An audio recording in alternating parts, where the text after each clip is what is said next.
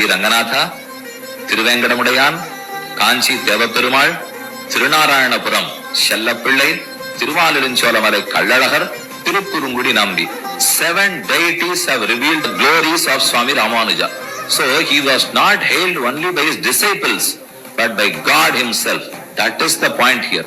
It is he who will have to establish the supremacy of Bhagavan even.